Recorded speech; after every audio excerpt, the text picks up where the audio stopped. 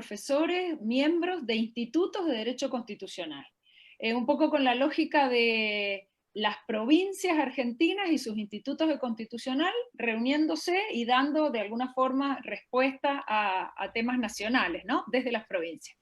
Bueno, este año iba a ser en Mendoza en abril y nos sorprendió el coronavirus, el aislamiento y todo eso. Entonces, primero decidimos suspenderlo y después se nos ocurrió hacerlo de esta forma y gracias. Pudimos, como el presupuesto ahora ya no es problema, decidimos invitar a ustedes. Oye, espero el pago a través de una transferencia bancaria. Claro, bueno. Les lamento informarles que ustedes dos, Eduardo y Domingo, no eran de la partida acá en Mendoza, porque no teníamos plata para invitarlos. Porque ya estamos, pues. Eso no lo voy a decir en público, pero no teníamos. Sí. Un comentario técnico. Domingo, te vemos la mitad de la cara solamente. Si puedes moverla, mover la pantalla, o mover la pantalla. Mover la pantalla. Yo creo que mover la pantalla. Ahí estoy. Claro. Ahí está mejor. Ahí te fuiste al revés. Un poquito menos. Ahí está. Ahí, perfecto. Ya. Y ahí está perfecto. Magnífico. Bueno. Listo, gracias. Perfecto. Bueno, entonces vamos a hacer una pequeña introducción, Cecilia y yo, ¿no es cierto? Donde vamos a hablar algo de esto así muy simple, ¿te parece? Cecilia no lo sabe. Yo no sabía, pero bueno. Dale, Gabriela. No, el tema es que quedara FESIC con el Instituto de Estudios de Derecho Constitucional y el Instituto de Mendoza, como somos los dos primigenios, nada más que eso. Bueno, nada más. ¿Cómo no? Entonces, después, comienza Gabriela, te pasa a vos, Cecilia, para que digas el nombre de FESIC como organizador original, claro. Porque estas jornadas son de Mendoza, las organiza Mendoza. Claro, estas son las de Mendoza. Por eso. Sí, claro. No, por eso. Y después empezaría hablando Susana, hablaría 10-15 minutos, contando un poco de Argentina, y después hablaría Eduardo sobre qué es lo que pasa en Uruguay, Domingo, y después de Cecilia me da la palabra a mí. Yo hago la presentación de Eduardo y de Domingo, y de Susana, obviamente, muy cortita, diciendo profesor de la Universidad de Buenos Aires, profesor de la Universidad Católica de Perú, y a Eduardo como profesor de la Universidad de la República. Se me congelaron todos. Ustedes. No, una aclaración. No, ¿te echaron de la Universidad de la República? No. No, pero digo, estrictamente yo en este momento profesor en la Universidad de Montevideo. En la Universidad de Montevideo, listo. Otra cosa. En la Universidad de Montevideo, entonces, profesor en la Universidad de Montevideo, y los presento a los tres y le doy la palabra a Susana. Luego habla Eduardo, después Domingo, y yo voy a aclarar que las preguntas me las hagan por escrito a mí, en un panel que se llama QIA, y yo cuando termina les distribuyo las preguntas a ustedes en función de lo que van diciendo.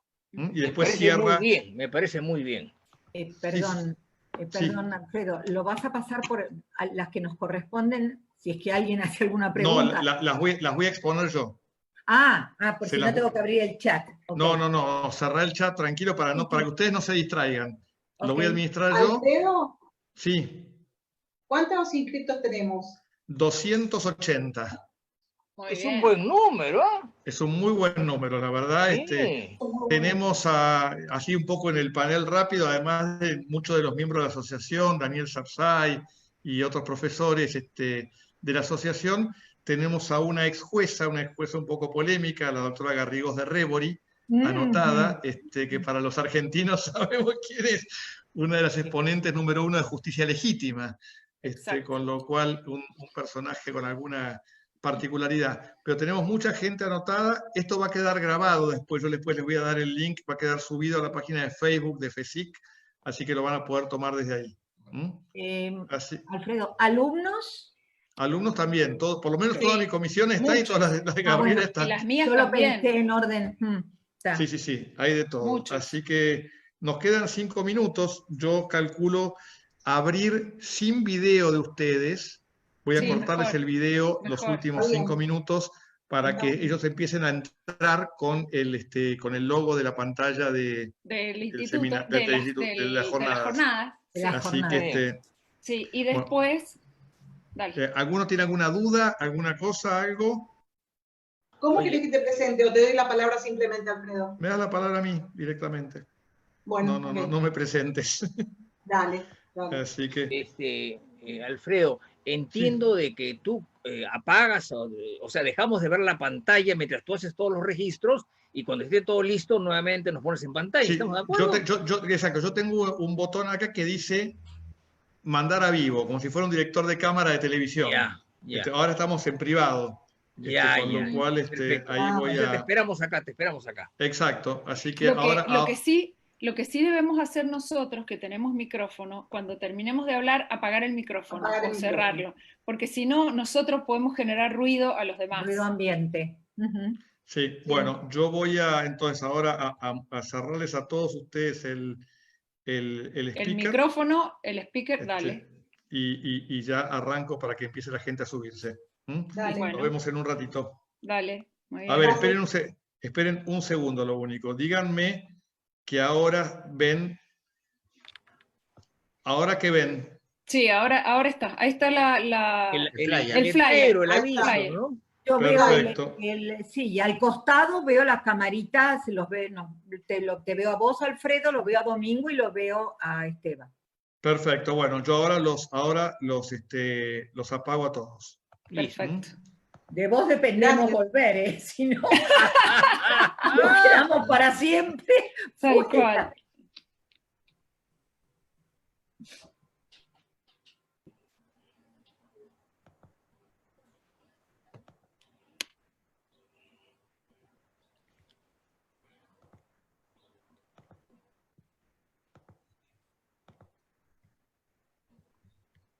Crisi.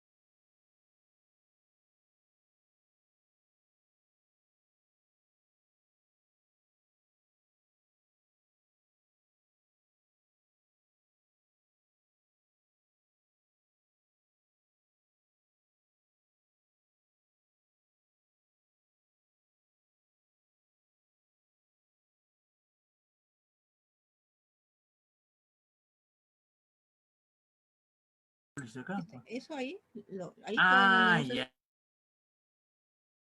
lo cerramos.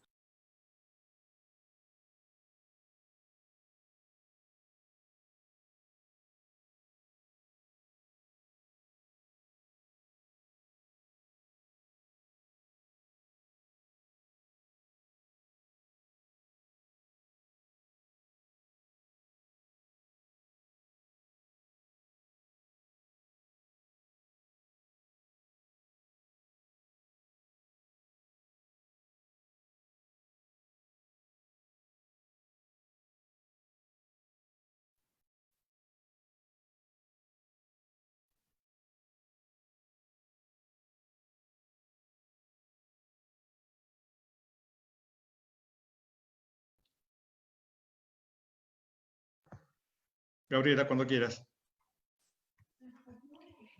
Pero tenemos solo 65, que ¿no querés esperar un poquitín más? Esperemos un poquito más, no hay problema. Yo diría que esperemos un poquito más. Porque viste que la gente va sumándose. ¿Das la pantalla, Alfredo, o no?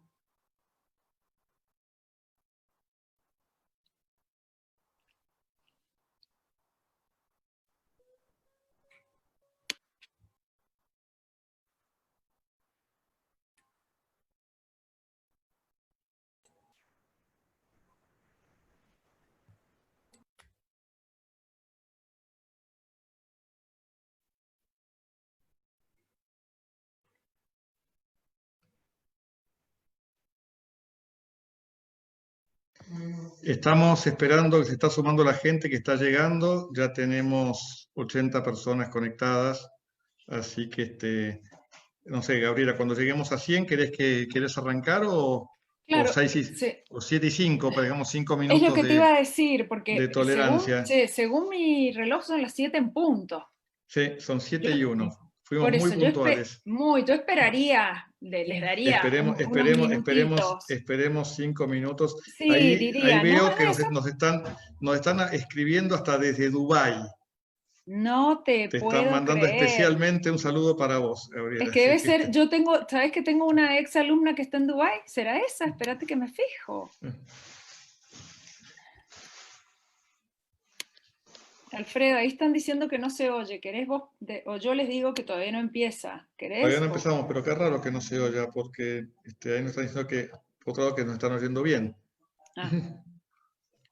Ahora sí, dicen. Ah, perfecto. Ahí está Mercedes Pérez diciendo que sí, que nos oye bien. Buenísimo. Bueno, vamos a esperar entonces. Sí, yo diría. Estos minutos hasta esperemos unos minutos, sí. Hasta que esté todo el mundo conectado. Ya estamos 96 personas, así que ya estamos. Sí.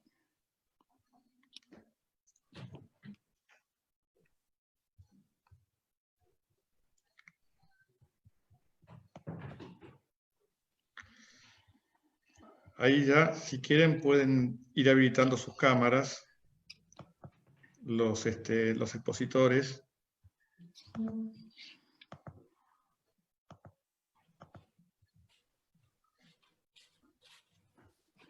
¿Querés, Alfredo, que cuando hagamos esta presentación dejemos igual el flyer aquí? No, para que se los vea a ustedes cuando hablan. No, pero si igual se nos ve, viste, ponés vista del hablante y se ve chiquito al costado, pero digo, para que la gente no deje de tener claro a lo que vino.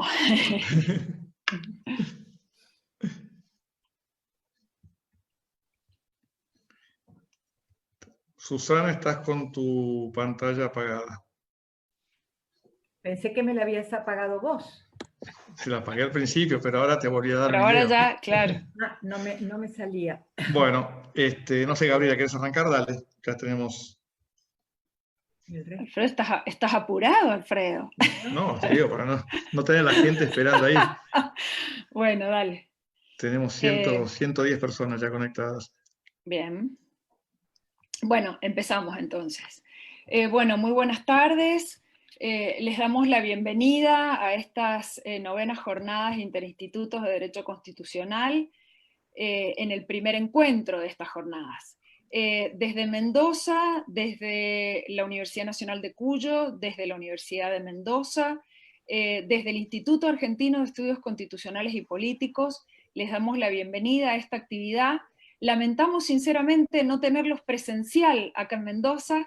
Esta actividad estaba pensada en abril, el 16 y 17 de abril. Nos sorprendió la pandemia, el aislamiento, pero no por eso dejamos de tener todo el entusiasmo para hacer esta jornada, y justamente con la ayuda de la virtualidad van a ser varios encuentros donde vamos a ir debatiendo distintos aspectos desde los institutos de Derecho Constitucional de la Argentina. La iniciativa de estas reuniones viene de la mano de la doctora Cecilia Recalde, que en un rato también compartirá con ustedes este inicio de la jornada, y comenzó con la idea de unir dos institutos en un principio, el Instituto Argentino de Estudios Constitucionales y Políticos de aquí, de Mendoza, Argentina, y el Instituto de Estudios de Derecho Constitucional de FESIC en la Ciudad Autónoma de Buenos Aires. A partir de esta iniciativa de los dos institutos, fuimos sumando año a año nuevos amigos de los distintos institutos de Derecho Constitucional del país, como una forma de mostrar desde las provincias la inquietud de debatir, la inquietud de compartir aspectos constitucionales para servir a la nación con una mirada local. Por eso es que en la reunión de institutos hoy se han sumado institutos de varias provincias más. Tenemos profesores de los institutos de Salta, de Tucumán, de Córdoba, de Santa Fe, de Neuquén, y así seguimos en nuestro ánimo de unir profesores de constitucional de institutos de las provincias. El agradecimiento inicial a las dos facultades de Derecho Constitucional, las dos facultades, perdón, de Derecho de Mendoza, la Universidad Nacional de Cuyo, la Universidad de Mendoza, el Instituto Argentino, que es el instituto organizador. Y para dar comienzo a estas jornadas, el agradecimiento muy especial a los dos profesores que por suerte los tenemos presentes sin mayores costos económicos para los institutos, como son el doctor Eduardo Esteva de Uruguay y el doctor Domingo García Belaúnde de Perú. Gracias a ellos por su participación en este encuentro, y a partir de ahora en la virtualidad los vamos a seguir sumando a las reuniones de institutos. Antes de darle la palabra a la doctora Cecilia Recalde, quiero ya mencionarles para que agenden la próxima reunión, el próximo encuentro en el marco de estas jornadas interinstitutos. El próximo encuentro será el 20 de mayo, donde reuniremos a los distintos profesores de los institutos de Derecho Constitucional del país, para que cada uno de nosotros ponga en común el accionar concreto de su provincia, de los municipios de su provincia en relación con la emergencia. Vamos a tener un lindo rompecabezas en términos de analizar las distintas piezas del engranaje federal argentino a la luz de mostrar la respuesta que cada provincia está dando a la emergencia. Entonces, por favor, agenden el 20 de mayo, van a recibir de la misma manera, a partir del flyer que organicemos, el link para poder inscribirse, y a partir de ahí recibirán el correo con la indicación correspondiente para poder unirse. Entonces le dejo en este momento la palabra a la doctora Cecilia Recalde, con la cual compartimos el inicio de estas jornadas hace varios años atrás. Cecilia. Bueno, gracias Gaby, Gabriela. Sí, ya hace casi 10 años que estamos organizando estos encuentros interinstitutos. Nos movilizó en un principio, como decía Gabriela recién, el compartir experiencias de distintos rincones del país con respecto a situaciones constitucionales, puntuales, que tuvieron algún nexo inmediato con lo que estaba pasando en ese momento en la realidad de nuestro país, en la realidad de nuestras provincias, y fuimos recorriendo así distintos ejes temáticos. Y este año nos toca la pandemia. Lamento muchísimo no poder estar allí, Gaby, con vos. No poder estar compartiendo físicamente estas jornadas en esa hermosa ciudad que es Mendoza y en esas casas de estudio que son nuestro segundo hogar. Y bueno, queremos agradecerles a los 138 que hay por el momento participantes. Por supuesto, un especial agradecimiento a los 3 panelistas principales, al doctor Esteva, al doctor García Benaunde y a la doctora Susana Cayuso, por haber aceptado estar hoy compartiendo este rato de reflexiones en torno a los efectos de la pandemia en los derechos constitucionales, y por supuesto el agradecimiento especial al doctor Alfredo Vítolo, que está haciendo milagros para que nosotros podamos estar comunicados. En mi caso realmente me resulta muy difícil porque soy bastante torpe con los temas de la virtualidad, así que gracias Alfredo especialmente por tu esfuerzo. ¿Sí? Bueno, nada más, les dejo entonces, le doy entonces la palabra a Alfredo para que inicie formalmente ya la presentación de los expositores. Muchas gracias, Gaby. Bueno, gracias Cecilia. Bueno, bienvenidos a todos. No voy a repetir todo lo que ya dijeron Gabriela y Cecilia sobre esto, sobre la historia, y simplemente algunas instrucciones tipo avión, cuando subíamos a los aviones y nos decían hay 4 salidas de emergencia, 2 a los costados. Bueno, acá es algo parecido. En la modalidad en la que estamos de webinar, todos ustedes tienen habilitado en la barra de control y de comando, tiene un botón que dice Q&A o preguntas y respuestas. A partir de ahí vamos a estar recibiendo las preguntas que vayan estando recibiendo que tenga cada uno de ustedes, y en función de eso las hacemos llegar a los participantes.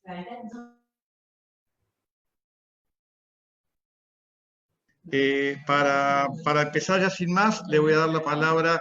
En este momento en donde tenemos una crisis global, nosotros siempre hemos estudiado el derecho comparado desde una visión absolutamente comparativa, en donde teníamos que hablar de situaciones similares.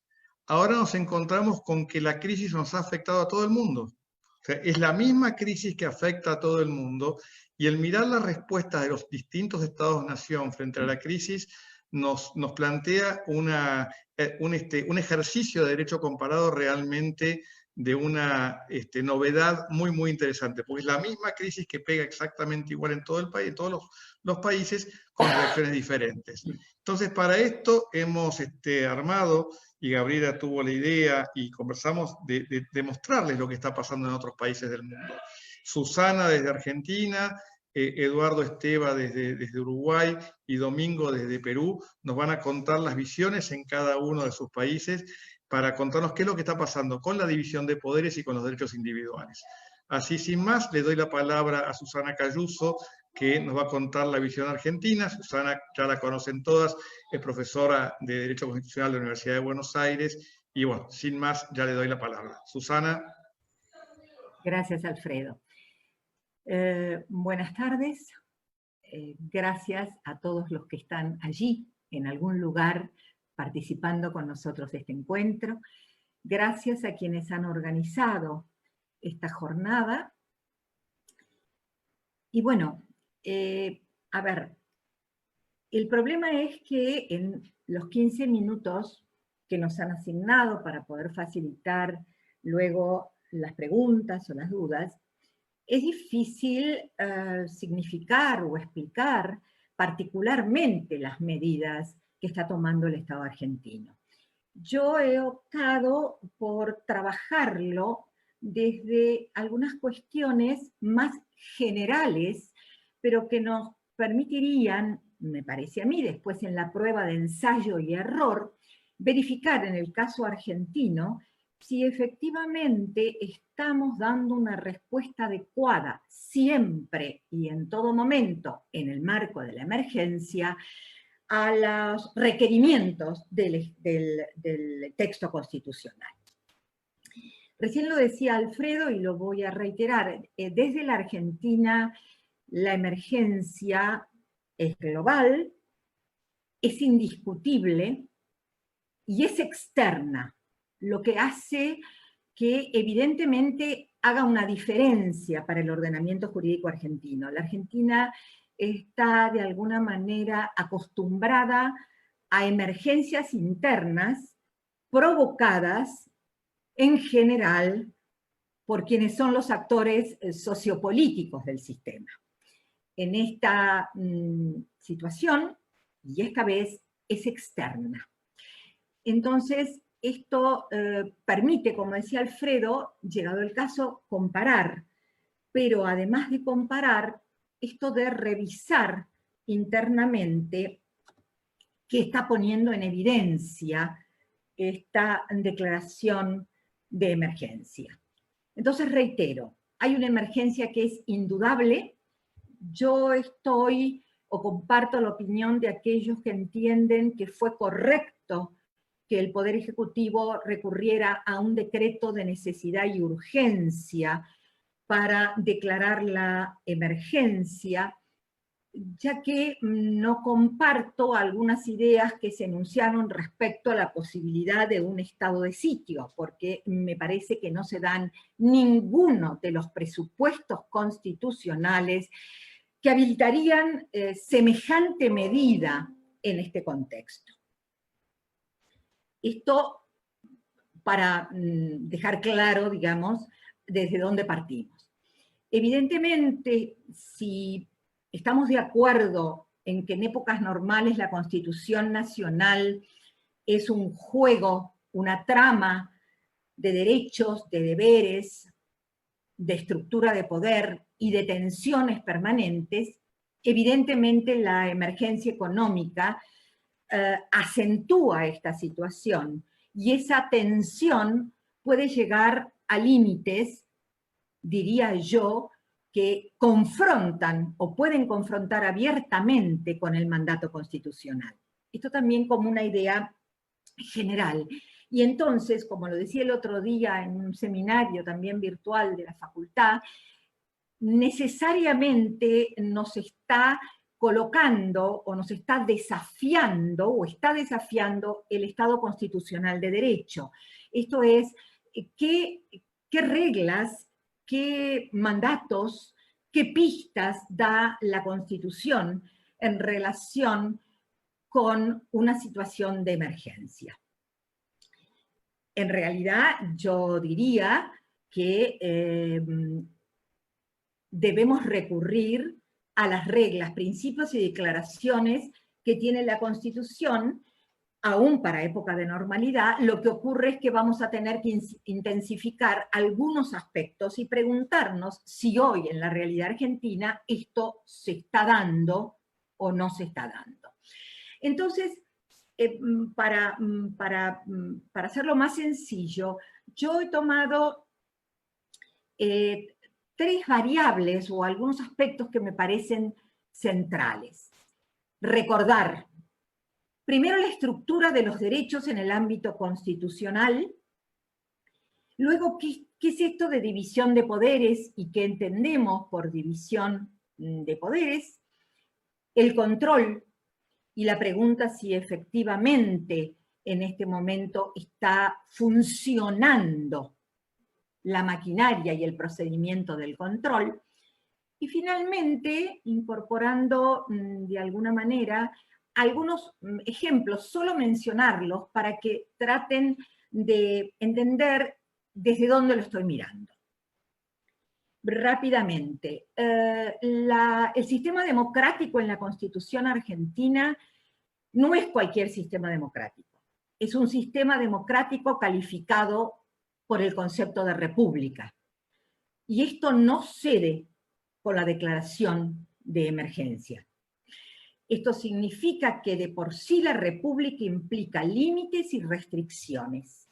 Y efectivamente, durante la emergencia, sin duda alguna tendremos entonces esa tensión o ese conflicto en orden al alcance y límites para los derechos fundamentales. Además, el Estado argentino es un Estado federal. Es un sistema que ha sido a lo largo de la historia absolutamente desnaturalizado por un centralismo absolutamente irritante. Por lo tanto, aquí hay otro problema, hay otro conflicto, porque ahora le estamos agregando la declaración de la emergencia. De manera tal que cuando hablamos de federalismo estamos en realidad, o deberíamos, nuevamente, al modo histórico, preguntarnos de qué federalismo habla la Constitución argentina, y sobre todo después de la reforma del 94, y qué entendemos nosotros cuando hablamos de federalismo. ¿Qué creemos que es el federalismo?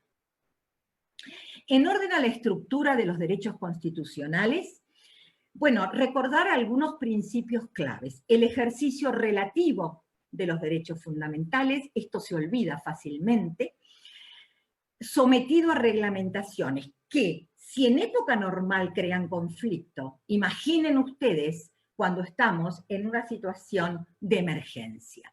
O sea, que aquí tenemos un punto para analizar y para hacer este trabajo de prueba de ensayo y error con algunas de las decisiones o tomas de decisión política que se han venido desarrollando, se vienen desarrollando a lo largo de esta cuarentena o cincuentena, o como ya la queramos llamar. Entonces, esta estructura de los derechos en el texto constitucional está alcanzado, abarcado, protegido por una garantía amplia y nominada, que es el debido proceso legal, con los dos aspectos, el adjetivo y el sustantivo, legalidad y razonabilidad. Lógicamente, en el momento o durante la emergencia, lo que estamos viendo es un mayor conflicto en orden al cumplimiento de los dos principios, esto es, el de legalidad y el de razonabilidad. Si nos... perdón, y para terminar con esto, hay algo que me parece que es conveniente ratificar y fortalecer. Es que el texto constitucional, bajo ningún aspecto, ni siquiera el de la emergencia, estaría habilitando la regla de el fin justifica los medios. Esto está descartado en el sistema constitucional argentino. Por supuesto me dirán que soy absolutamente naif, pero lo necesito sostener porque me parece que es tarea de todos nosotros insistir en este aspecto. Es una vieja cultura esta de que el fin justifica los medios. Porque la Constitución lo que me da en el marco de la estructura de los derechos es extremos que en general la Constitución no necesariamente los estaría habilitando porque los derechos no se analizan en forma aislada, sino integrada, y lo que en realidad me debe estar pidiendo es que busque los caminos intermedios que aseguren, aún en la emergencia, y aún que establezca restricciones más fuertes, que siempre trate o que siempre busquemos aquella que desvía lo menos posible la protección efectiva de los derechos fundamentales.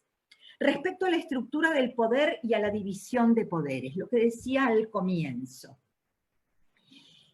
Tengo una mirada de división de poderes clásica, formal, podríamos hablar de las facultades, de las atribuciones que tienen cada uno de los poderes, en horizontal. Cuando digo en horizontal me refiero a los federales, o sea, legislativo, ejecutivo, judicial y ministerio público, me parece a mí, a partir de la reforma del 94, englobé a todos, englobé a todos.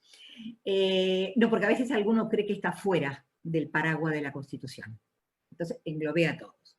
Entonces, por un lado, horizontal, y por otro lado, vertical. Con el verticalismo, con esta división, me refiero al federalismo. Y esto tiene que ver con esto que planteó recién, o sea, la próxima reunión de los institutos. El federalismo es una trama muy compleja de relaciones, obliga a tener permanentemente presente, ha sido muy difícil en la Argentina, que tenemos facultades delegadas por las provincias pero tenemos facultades que se han reservado, que son propias y exclusivas de la autonomía provincial, respetando determinados principios y bases constitucionales, y dentro de esta está el poder de policía, que a mí me parece que es una de las atribuciones que debe ser absolutamente valorizada aprovechando la crisis. Viene desvalorizada, pero bueno, a mí me gustaría que valorizáramos nuevamente este ámbito de competencias propias que tiene la provincia. Y finalmente las concurrentes, donde necesariamente tiene que trabajar el Estado federal y las provincias. Insisto con esto porque hay también algunos comentarios o algunas posturas que prácticamente le estarían desconociendo a las provincias el poder de policía para regir, para ponderar las variables de su propia crisis. Luego agregaría, todavía creo que me quedan 4 minutos, luego agregaría un aspecto de la división de poderes que ya no tiene que ver con la competencia, con la atribución, sino que tiene que ver con el equilibrio y balance en el ejercicio de esas facultades. Esto es, me pregunto, en el cómo lo están haciendo. Esto me parece importante destacar, porque en ese cómo, en este equilibrio y balance, entra a jugar nuevamente el debido proceso legal, adjetivo y sustantivo. No es cualquier toma de decisión, es una toma de decisión que en el marco de la emergencia económica, teniendo en cuenta las variables que tengo que ponderar como operador jurídico constitucional, necesariamente tengo estos 2 principios constitucionales porque de lo contrario quedarían sin resguardo los derechos fundamentales. Y cuando hablo de razonabilidad, que me parece que es el más castigado siempre de todos los principios, estoy pensando también en los 3 subprincipios, esto es necesidad, idoneidad y proporcionalidad. El control. El control integra la división de poderes.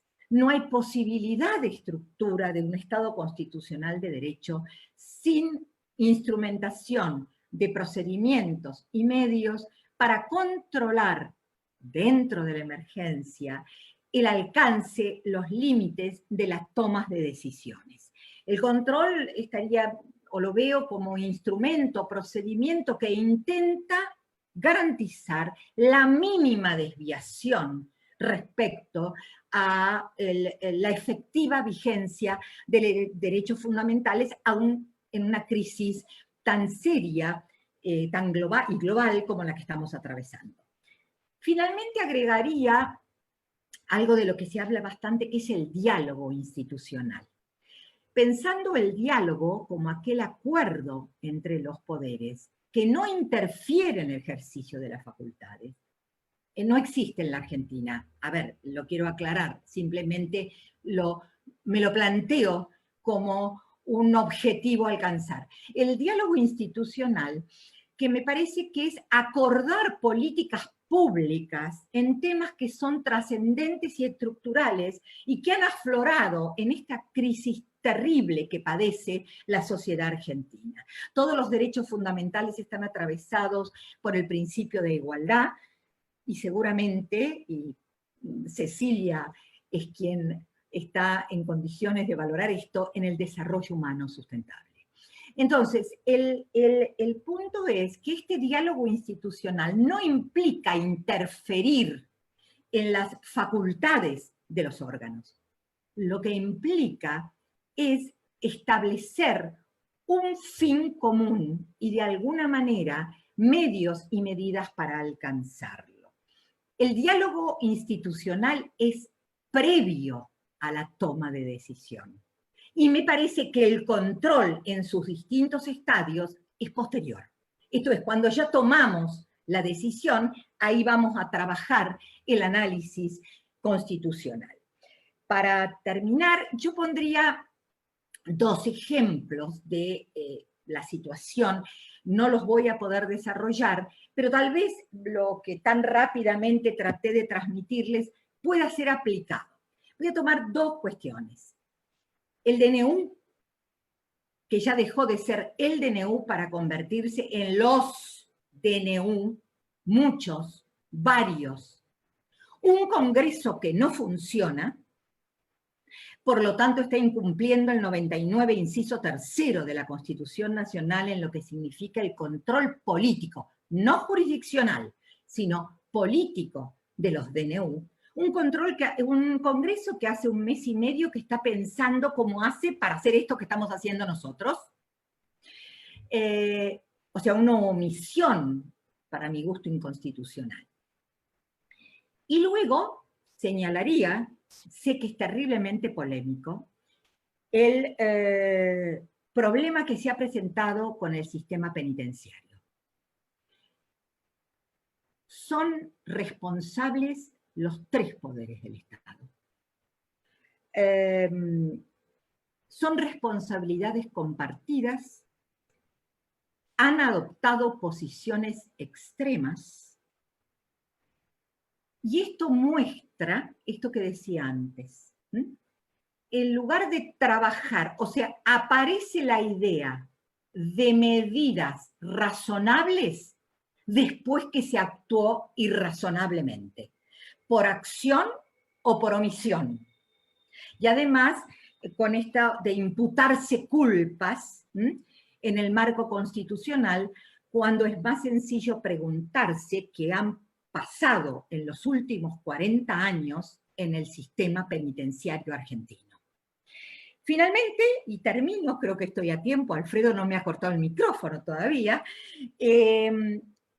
si revisamos la resolución número 1 de la Comisión Interamericana, que es Pandemia y Derechos Humanos, me interesa simplemente terminar leyendo sesgadamente una parte que se refiere, aún en los casos más extremos y excepcionales, donde puede ser necesaria la suspensión de determinados derechos, el derecho internacional impone una serie de requisitos, tales como el de legalidad, necesidad, proporcionalidad y temporalidad, dirigidos a evitar que medidas como el estado de excepción o emergencia sean utilizados de manera ilegal, abusiva, desproporcionada, ocasionando violaciones a derechos humanos de todos, eso lo agregué yo,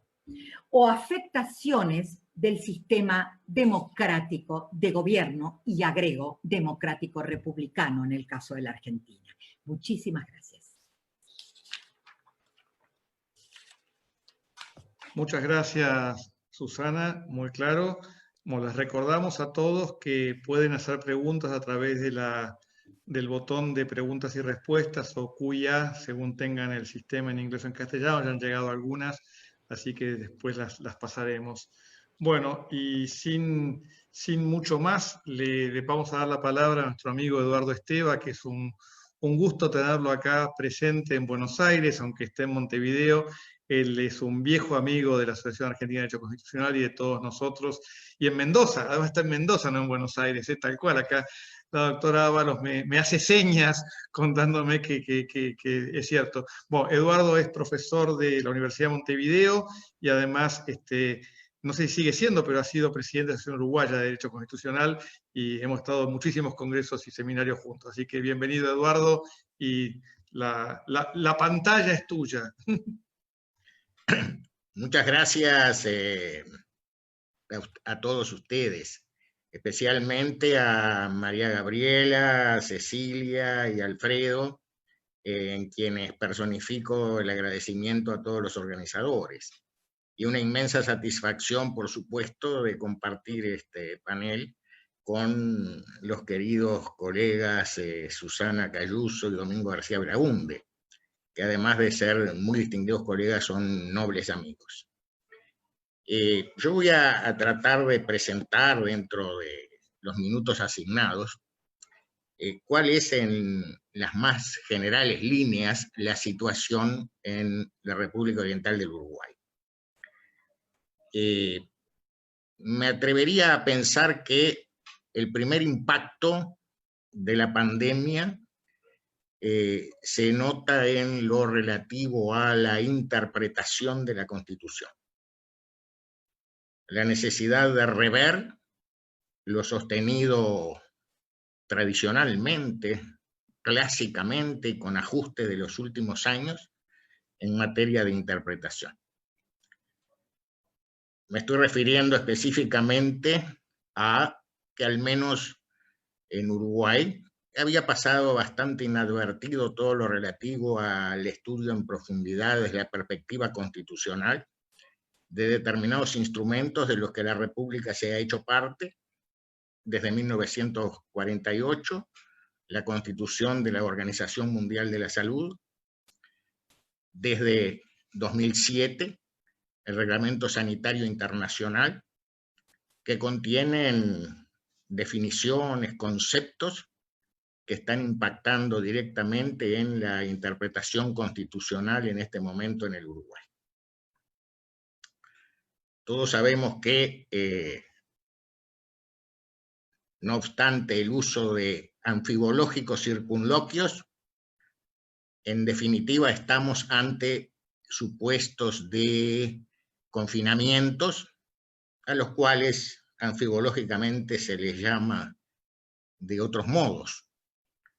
Y esto, bueno, en la historia del derecho tiene un largo trayecto, porque ya en el siglo XIV, 1346-1347, encontramos los primeros conceptos relativos a cuarentenas por enfermedades o pandemias.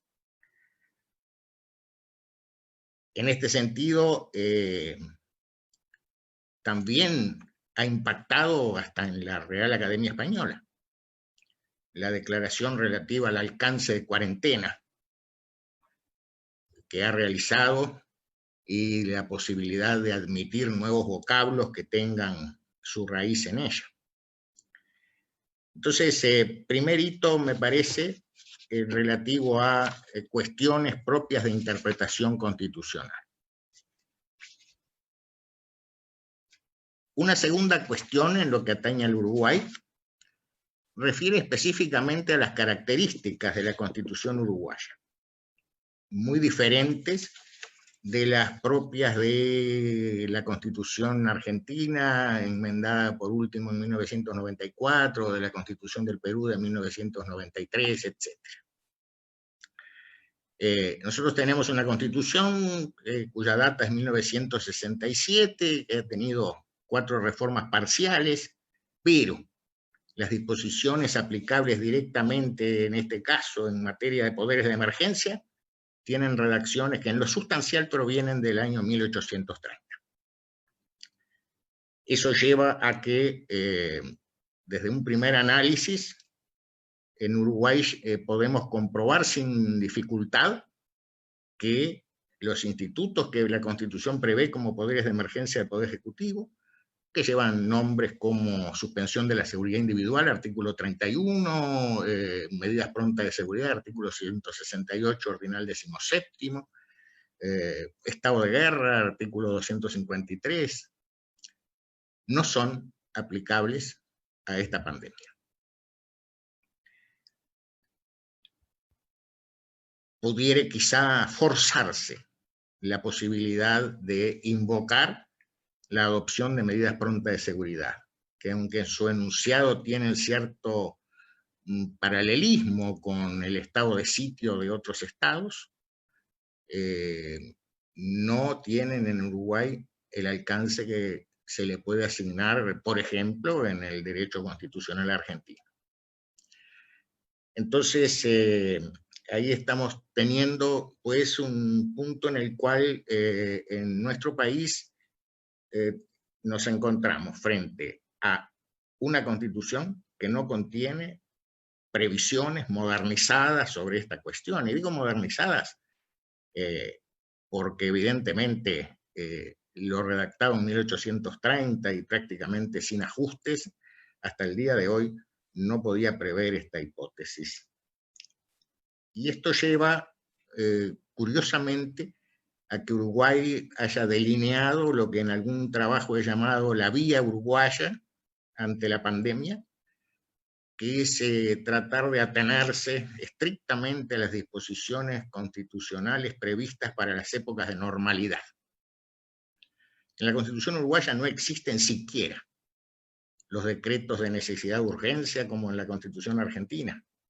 No hay los decretos supremos que prevé la Constitución del Perú.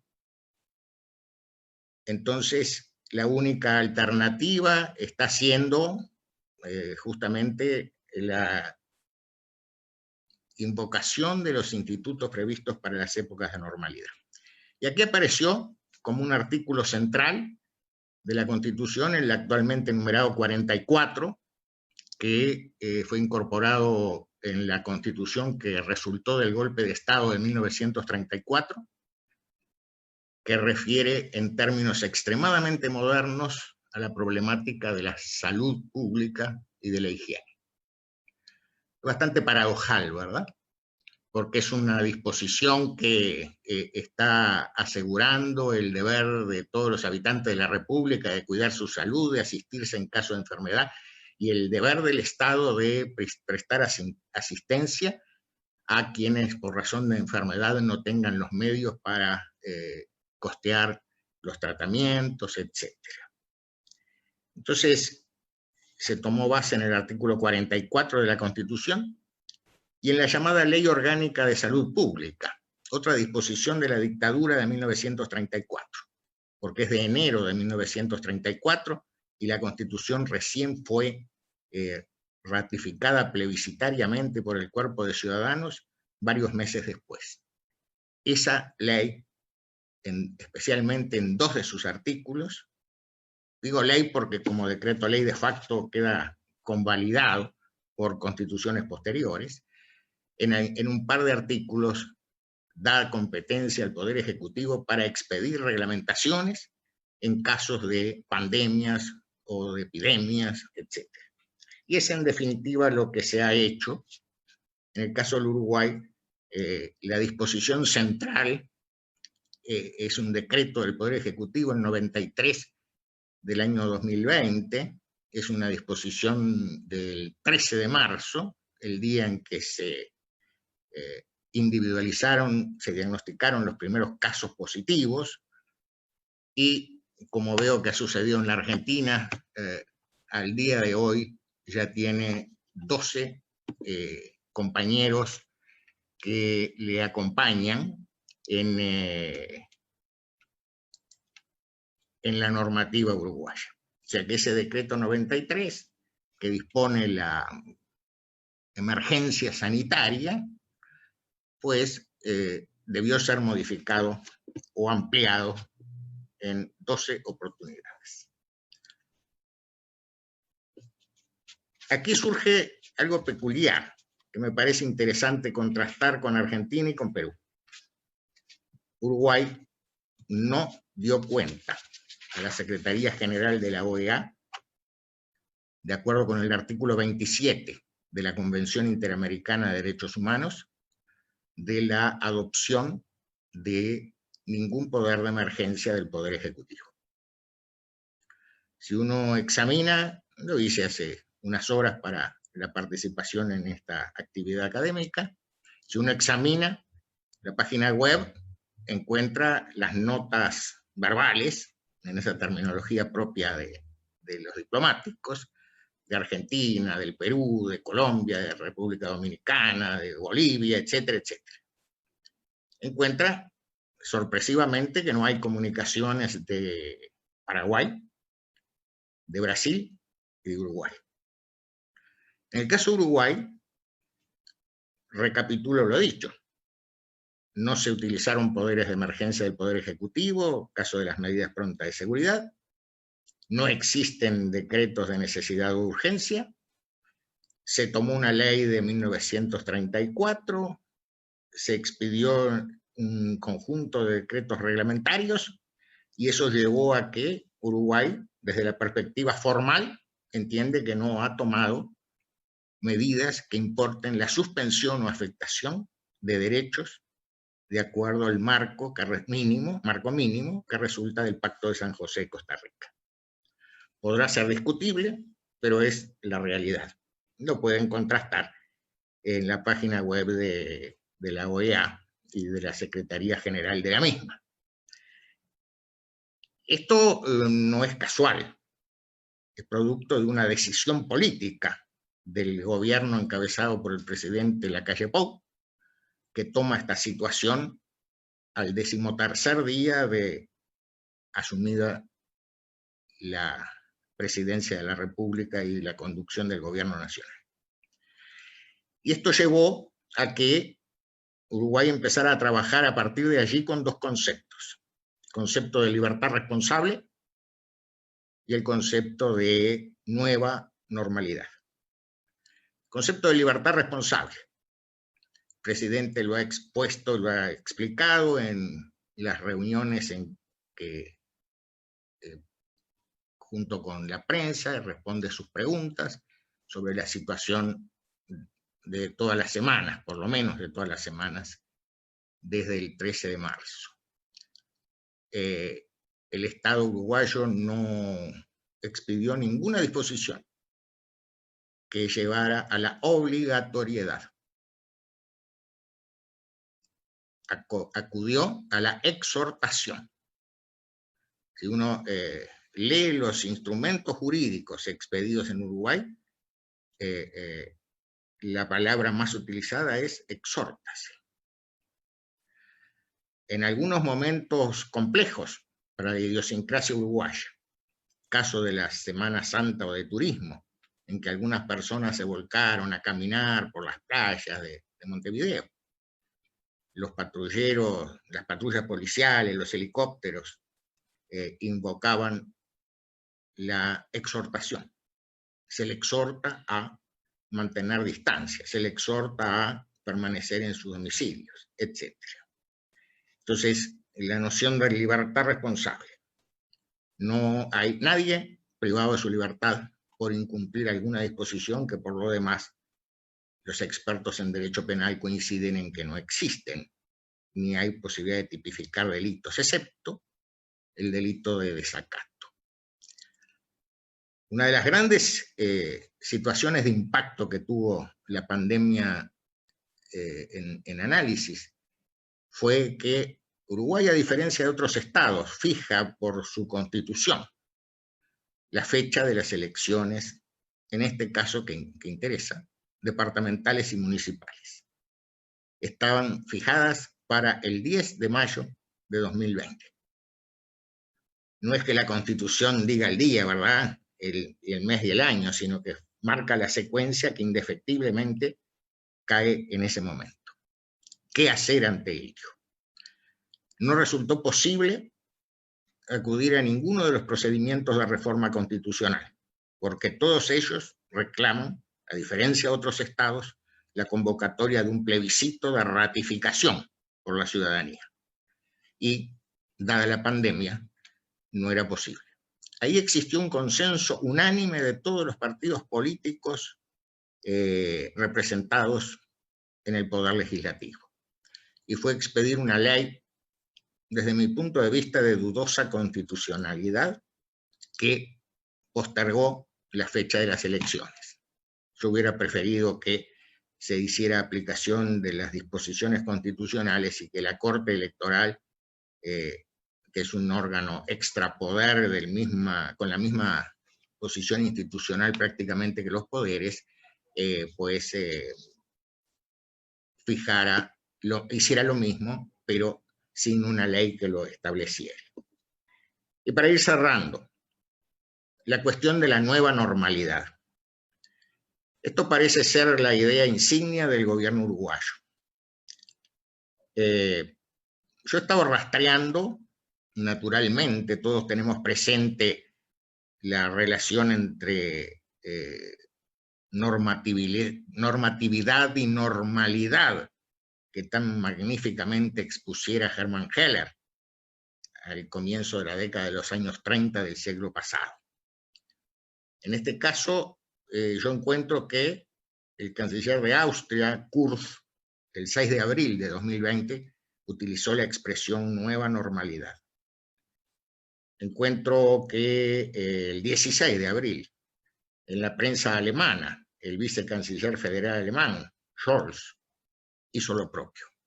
Esta es la nueva normalidad de origen conceptual en Austria y en Alemania, muy distinta de la noción de nueva normalidad de origen español, desarrollada por el gobierno del presidente del gobierno Sánchez. Y bueno, también estaba tratando de rastrear en filósofos y ensayistas esa situación, y ahí hay un concepto que es el que se está utilizando para expedir normas a los efectos de restablecer la situación. Y termino, porque creo que estoy en el tiempo, aunque todavía Alfredo no me lo indicó. ¿Cuáles son las posibles evaluaciones de esta situación? Uruguay tiene 17 personas fallecidas en una población de aproximadamente 3.450.000 habitantes. Es decir, que estamos en un número que se encuentra dentro de los más bajos comparativamente, porque está rondando o llegando al 5 por millón, 5 personas fallecidas por millón de habitantes. El futuro muestra que ya de hecho se han ido liberando las actividades y consiguientemente se han ido restableciendo el ejercicio de las libertades. 2 líneas sobre la separación de los poderes. El poder legislativo uruguayo está funcionando. Hay un debate más que nada con connotación política sobre las sesiones telemáticas o virtuales, pero se tiene claro que la disposición del reglamento en base a la Constitución es la que puede establecer la existencia de sesiones telemáticas cuando ello fuere menester. El Poder Judicial declaró una feria judicial sanitaria y estos días se está restableciendo la actividad. Se mantuvieron, en fin, las posibilidades de plantear temas urgentes, pero no conozco la presentación de ninguna acción de amparo, ninguna habeas corpus en este lapso. Es en síntesis la forma en que puedo presentarles en los breves minutos disponibles la manera en que Uruguay encaró la cuestión, sobre esas 2 ideas centrales, ¿verdad? La libertad responsable y la nueva normalidad. Gracias por vuestra atención. Eduardo, muchísimas gracias. La verdad, un panorama muy, muy completo y muy ilustrativo para los que estamos, a pesar de que estemos simplemente por un charco que nos separa. Mendoza está un poquito más lejos, pero Buenos Aires estaba muy cerca. Las realidades son claramente diferentes y las respuestas también son diferentes. Y bueno, y para escuchar una respuesta también diferente, lo hemos invitado a nuestro gran amigo Domingo, que siempre es un placer poder escucharlo, porque además de un eximio constitucionalista en la universidad, en la Pontificia Universidad Católica del Perú, tiene siempre un don muy particular para exponer y contarnos las cuestiones. Así que ya los dejo con Domingo para que nos cuente las realidades peruanas. Y bueno, ya les digo, sigan preguntando, ya tenemos más de 10 preguntas en el sistema, así que después vamos a ir haciéndolas a medida que vayan avanzando. Domingo, tu momento. Gracias, Alfredo, a mis colegas, todos y todas, a quienes me escuchan y a quienes nos escuchan. Muchas gracias por la invitación. Me siento un poco raro porque estoy viajando a Mendoza vía virtual, siempre lo he hecho por tierra o por avión. Así que esa es una cosa un poco curiosa. Bueno, he tratado de apuntar lo que quisiera decir sintéticamente, así que voy a hablar un poco esquemáticamente. Número 1. Se usa mucho la palabra pandemia. Para mí es una sorpresa porque siempre se ha hablado de plaga o de peste. ¿no? Siempre se ha hablado de plaga o de peste y ahora, como estamos usando el eufemismo, le llamamos pandemia, que es un término técnico, académico, englobante, pero que es inofensivo. No obstante eso, por lo menos en el Perú tenemos esta cuarentena que teóricamente viene de 40 y estamos 60 días guardados cada uno de nosotros. Lo que yo quería señalar es que nosotros, por motivos que no voy a explicar ahora, hemos tenido una suerte, entre comillas, de regular los estados o los regímenes de excepción desde los años 70 y tantos, 80 en realidad, y eso se ha mantenido en la Constitución de 1993 que está vigente todavía. Y esta Constitución dice claramente en la situación. Por ejemplo, en el 137 establece dos tipos de estados de excepción. El segundo y más grave es el estado de sitio, que solamente es para guerra, invasiones, guerra civil, ese tipo de cosas catastróficas. Y el primero, que es el estado de emergencia, ¿no? Es en caso de perturbación de la paz o del orden interno, de catástrofe o de graves circunstancias que afecten la vida de la nación. Es un término muy genérico, ¿no? Y dice que en estos casos se pueden restringir o suspender el ejercicio de los derechos relativos a la libertad y seguridad personales, la inviolabilidad de domicilio, lo cual es complicado, la libertad de reunión y de tránsito, etcétera, etcétera, ¿no? Entonces, está prevista un régimen de excepción que yo entiendo que lo hemos tomado de España, ¿no? Porque la primera constitución que lo tuvo fue la del 79, ya derogada, que tomó mucho la española por una circunstancia muy curiosa, que es que Juan Carlos I vino a América por vez primera, y creo que también fue la Argentina, entiendo que fue la Argentina, creo que estuvo en los grandes virreinatos, no sé, estuvo en México, Perú y Buenos Aires, y ahí él regaló el proyecto de constitución que estaba listo el año 78, y claro, ese texto más tarde se convirtió en Constitución Española, en diciembre, ¿no? Él estuvo acá en septiembre o en octubre del 78, y de ahí lo tomamos. Sin embargo, la Constitución Española tiene algo más que no tenemos nosotros, y es que tiene el estado de alarma. Y el estado de alarma está previsto precisamente para problemas de salud y emergencias sanitarias y plagas o epidemias de carácter sanitario. O sea, ahí es muy expreso. Una cosa es jalar un artículo sobre la defensa de la salud y otra cosa es decir, señores, cuando hay una emergencia sanitaria se aplica tal cosa. ¿Qué significa un régimen de emergencia entre nosotros? Número uno, concentración de poderes, ¿no es cierto? El presidente es el que decide con sus ministros. Dos, toda la legislación se hace por decreto supremo, o sea, vía reglamentaria. O sea, no hay una ley de desarrollo, lamentablemente, sino que de frente toman el acuerdo y se publica. Y a su vez esos decretos supremos dan margen para que los otros organismos públicos desarrollen sus políticas de cuidado. Entonces, en cierto sentido, tenemos un respaldo constitucional en sentido amplio, porque claro, lo ideal hubiera sido tener una forma especial para emergencias menores, como es el caso de España. No la tenemos.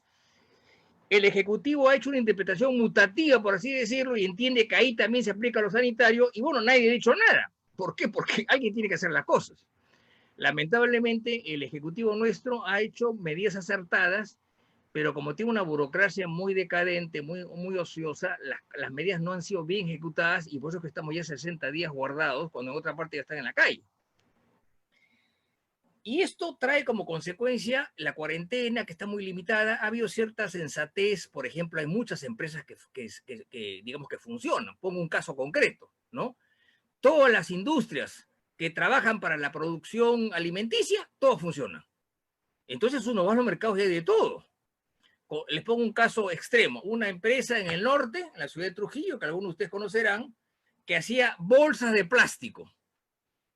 ¿Qué cosa dijo al Ministerio de la Producción? Señores, yo hago bolsas de plástico. Bueno, ¿y para qué sirve? Muy sencillo, con esto se envasa arroz. Y se acabó. Le dieron permiso y sigue trabajando. En ese sentido, no hemos tenido, salvo los primeros días que hubo pues el terror por el papel higiénico, como ustedes recordarán, que tiene una psicosis media rara ahí, ¿no? Hubo un furor por el papel higiénico que se acabó. No sé por qué. Bueno, no voy a explicar eso porque es un poco tétrico también. Entonces, ha habido una cierta, digamos, cobertura interesante en ciertas áreas. El ejército y la policía han salido a las calles. En los barrios marginales hay lamentablemente mucho desorden. Hay una buena economía informal bastante alta. Como decía alguno de ustedes antes, tenemos lamentablemente una población carcelaria de 97.000 internos, de los cuales parece que hay un 3 o 5% infectados, pero lo más grave es que han habido 3 revueltas en 3 o 4 penales, en la que han habido muertos. Y de esos 97.000 presos, 35.000 son prisión preventiva, o sea, gente que no tiene sentencia. Y aquí no pasa nada. Eso es una cosa, me parece realmente impresionante. Lo añado con algunos datos sueltos. Ministerio Público no funciona. No funciona. Y algunos jueces, algunos fiscales van y funcionan, pero es muy poco. Poder Judicial no funciona, salvo la parte penal, cosas muy puntuales. El Congreso, de 130 congresistas, porque tenemos una Cámara Única que se instaló hace años y ya hay varios proyectos para reanudarla, pero no se hace nada. De 130 congresistas hay 12 infectados con coronavirus. Entonces, hay un terror en los congresistas, entonces se han puesto a sesionar en comisiones a través de sesiones virtuales, que algunas las he visto en televisión, y van a hacer una sesión virtual para recibir el gabinete o qué sé yo, en unos días más. Pero el Congreso acá es un cero a la izquierda. Además, no funciona. Entonces, eso es más o menos lo que está sucediendo, ¿no?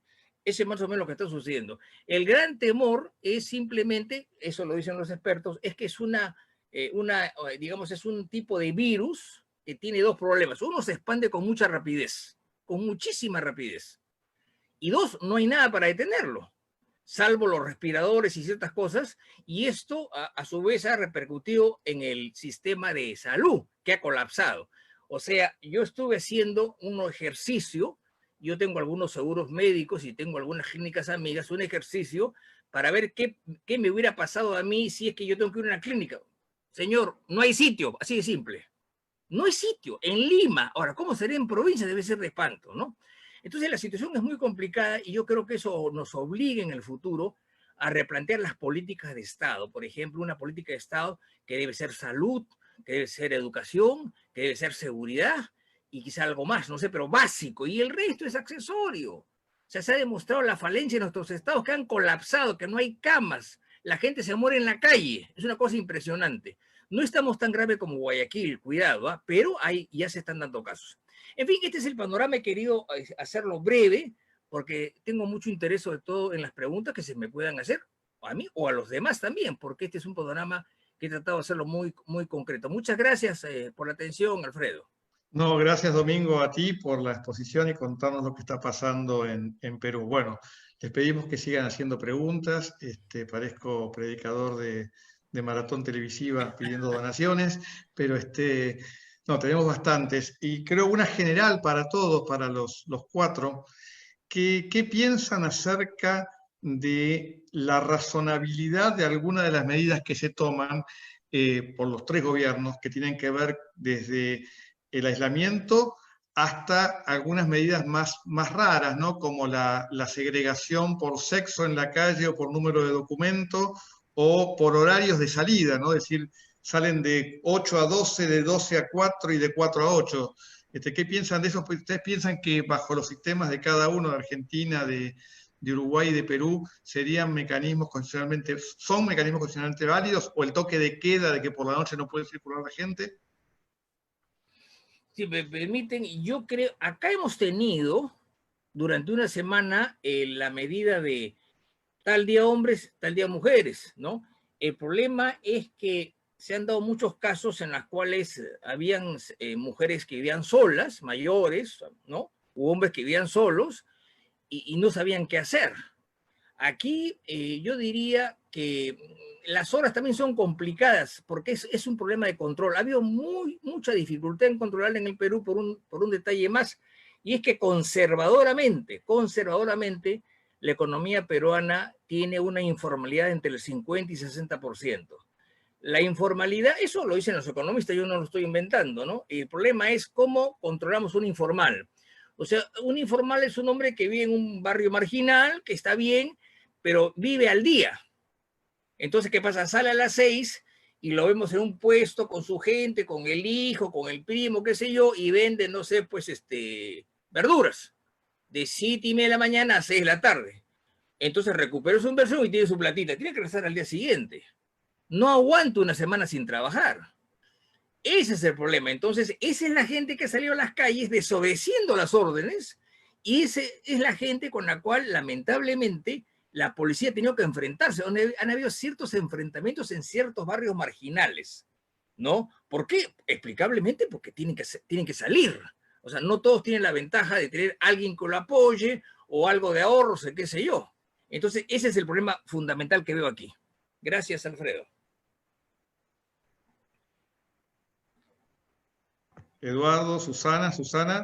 Sí, a ver, bueno, tiene varias aristas, pero en principio, y tomando el ejemplo también que dio Domingo, yo creo que medidas de esa naturaleza me parece que no, que estarían en el marco de lo proporcional y razonable, en tanto y en cuanto, estoy pensando en voz alta, se contemplara la situación excepcional de la persona, trátese de hombre o mujer, que no tenga posibilidad o no tenga ayuda.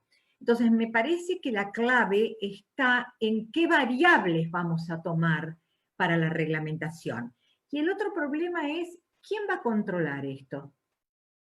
Porque uno de los problemas que tenemos es que no podemos controlar.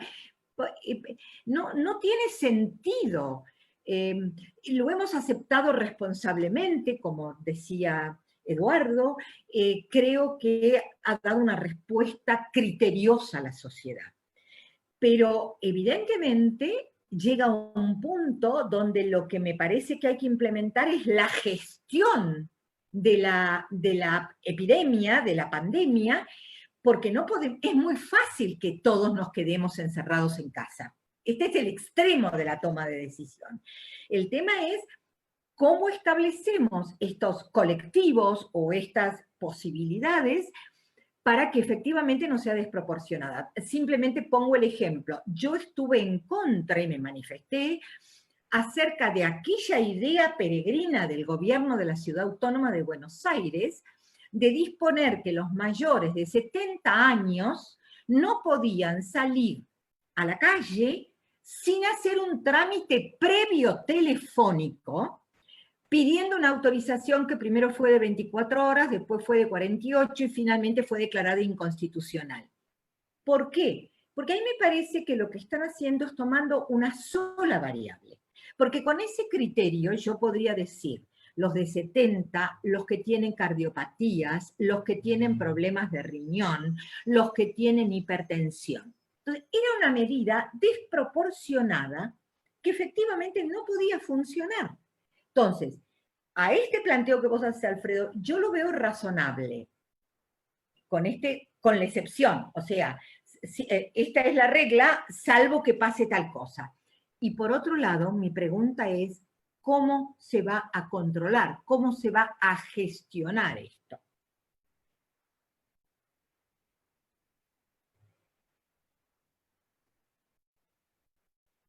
¿No se escucha? Sí. Eduardo, estás con el micrófono desconectado. A ver, ahí. Ahora me lo restableciste, gracias. En Uruguay no se planteó esta situación a la que refiere la pregunta de Alfredo.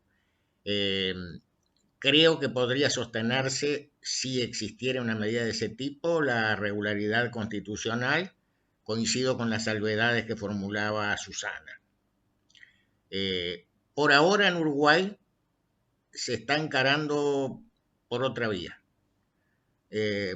A través de la ley hay asistencia ampliada de parte del Banco de Previsión Social y de otras instituciones públicas. Se ha formado un fondo coronavirus, un fondo que se nutre con las utilidades del Banco del Estado, del Banco de la República Oriental del Uruguay, y entre otras fuentes se nutre con un descuento del 20% de la remuneración del presidente de la República, de la totalidad de integrantes del Poder Legislativo, del Poder Ejecutivo y del Poder Judicial, durante 2 meses, extensibles a 2 meses más. Naturalmente que es un tanto simbólico ese aporte, pero muestra el grado de compromiso de los gobernantes. Hay también un incremento a un impuesto que se llama Impuesto de Asistencia a la Seguridad Social, que grava jubilaciones y pensiones conozco algún caso en que el importe del aditivo a la alícuota original llega al 38% de determinadas jubilaciones. Entonces eso se vierte para asistencia a lo que se llaman monotributaristas, que son muchas de esas personas que refería Domingo, que salen a hacer una actividad diaria, y es la forma en que se está buscando que puedan permanecer en sus hogares sin arriesgarse. Otra medida que me viene a la memoria refiere a que las personas mayores de 65 años, sean empleados públicos o privados, pueden permanecer en sus domicilios y se considera que están amparados por el régimen de seguro de enfermedad. En fin, es bastante complejo el entramado en general, pero no han existido, insisto, ninguna aplicación de medidas restrictivas de ese tipo. Creo que es muy claro el desajuste constitucional si se produjera en Uruguay de una medida como la de los mayores de 70 años y los permisos de salida, ¿verdad? Eso es lo que podría aportar en general. Oh, gracias, Eduardo. Una pregunta que les hace acá Daniel Sapsay a los tres, dirigida originalmente a Eduardo Esteva, pero es extensiva en realidad a los tres. ¿Cuál es la visión que tienen ustedes sobre la desaparición real del Poder Judicial, que ha cerrado o funciona parcialmente o muy limitadamente, como dijeron los tres en la exposición? ¿Comienzo yo? Sí, adelante. Bien, a la pregunta de Daniel Sapsay, en Uruguay yo no creo que pueda considerarse que existe una desaparición del Poder Judicial. El Poder Judicial dispuso una feria sanitaria, excepto para los casos que se consideran urgentes. Esos días se aprovecharon para elaborar determinados protocolos con la colaboración del Colegio de Abogados del Uruguay, entre otras instituciones. Se ha ido convocando al funcionariado al restablecimiento del desempeño de los cargos. Se han planificado sistemas para que las audiencias puedan realizarse por vía telemática. Esta semana ya en gran medida el personal está reincorporado, desde el lunes próximo se admite la presentación de escritos, etc. No conozco ningún caso en que pueda haberse generado una situación de presentación de un amparo, un habeas corpus, que haya sido impedido por la situación. Eso es lo que pasa en Uruguay. Bueno, si Susana, contesta tú, por favor. No, contesta Domingo, contesta Ya. vos. Gracias, muchas gracias. Bueno, muy amable por esa pregunta de Daniel. Yo la interpretaría en este sentido. No es que el Poder Judicial haya desaparecido, ni se haya eliminado, pero diríamos que sí temporalmente, ¿no? O sea, en el lado penal, digamos, los fiscales estaban trabajando a media caña, o sea, un ministerio público prácticamente cerrado. Hemos visto audiencias en las cuales los fiscales no han ido por temor al contagio, ¿no? Y en el lado civil, el Poder Judicial, pues el lado, digamos, civil, comercial, laboral, no van, pues simplemente no van. O sea, no hay ni siquiera mesa de partes, o sea, hay una especie, para decirlo un poco más técnicamente, de receso judicial, porque no hay feria, acá no existe ese concepto, ¿no? Entonces, claro, lo que se han sacado es normas suspendiendo los plazos. Muchas normas suspendiendo los plazos para pagos tributarios, ¿no? Que es muy importante porque las empresas pagan pues tributos mensuales, ¿no?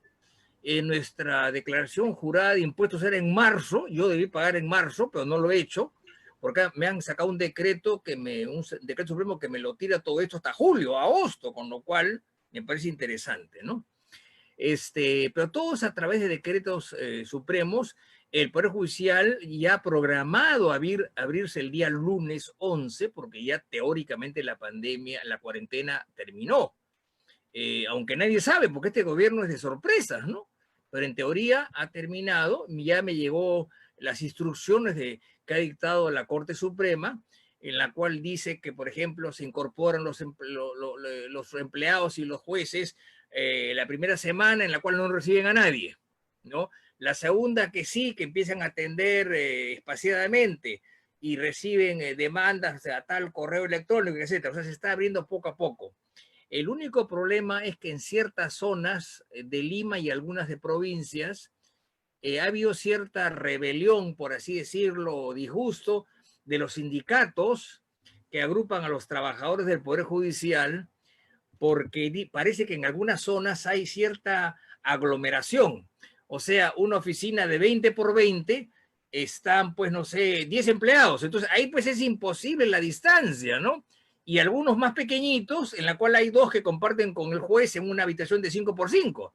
Entonces, hay una especie de rebelión por eso, no obstante que los han autorizado a, digamos, a desinfección en la puerta, darles guantes, mascarilla, evidentemente, ¿no? Un tapabocas, ¿no?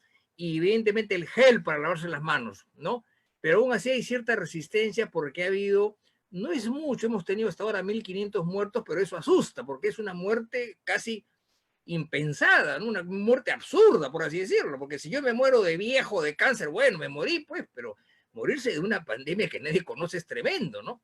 Entonces, estamos en esas, pero no, sí, efectivamente, yo diría que había un receso, un cierrapuertas del Poder Judicial que lleva 2 meses y que esperamos, y también el Ministerio Público, evidentemente, ¿no? Hay una audiencia conocidísima de modificación de prisión preventiva para un político muy importante, y el fiscal no fue porque dijo que tenía miedo de infectarse, simplemente los dejó colgados a todos, y era una audiencia en una sala grande de 5 personas, no fue porque no le dio la gana simplemente. Entonces, ese es el panorama. Pero bien, esperemos que la semana próxima esto empiece a levantarse poco a poco. Gracias.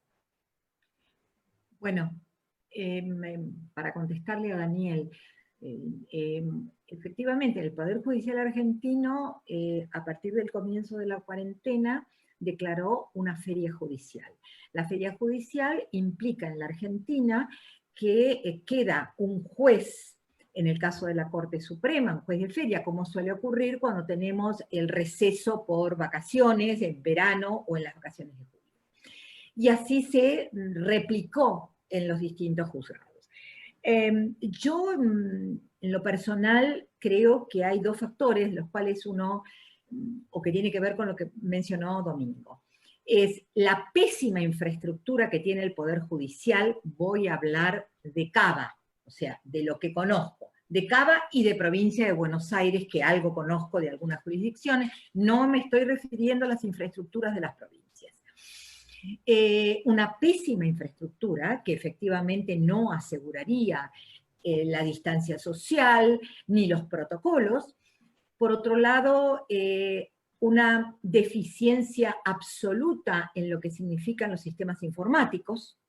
Esto es, dificultades enormes que aparecen ahora brutalmente, pero que hace años que están, y que en la cocina, digamos, del Poder Judicial se comenta, se habla, se dice, pero que no toma estado público o que no se verifica, o no sale a la superficie. Entonces, son muchos los factores, pero sí, efectivamente, creo que es un poder que no está desaparecido en el ámbito penal, o si se puede solicitar la habilitación de feria para situaciones urgentísimas, pero me parece que el funcionamiento es lo suficientemente deficiente como para concluir que no está dando una respuesta adecuada al texto constitucional. Gracias a los 3.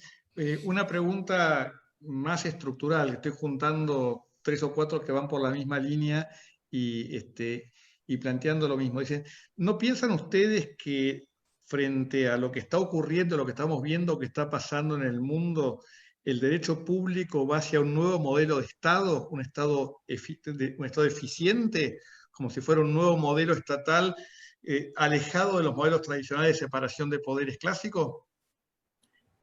Susana, adelante. A ver, a mí me parece que el Estado eficiente nace desde siempre del texto constitucional. O sea, esto de que la pandemia va a convertirnos en ángeles, realmente me parece que no es una respuesta adecuada a una situación jurídico, político, social, terriblemente complicado, que lo que ha hecho en la Argentina la crisis es mostrar la ineficiencia, mostrar la falta de gestión, mostrar la falta de políticas públicas sobre puntos trascendentes y estructurales, educación, salud, vivienda, o sea, una serie laborales, tenemos una actividad informal enorme, como recién lo manifestaba también Domingo en relación con Perú. Entonces, yo creo que ya estamos en deuda, que el Estado constitucional de derecho requiere recomponer la visión del Estado y que no pasa por decir que ahora no existe más la división de poderes. Sigue existiendo la división de poderes bajo las reglas del texto constitucional.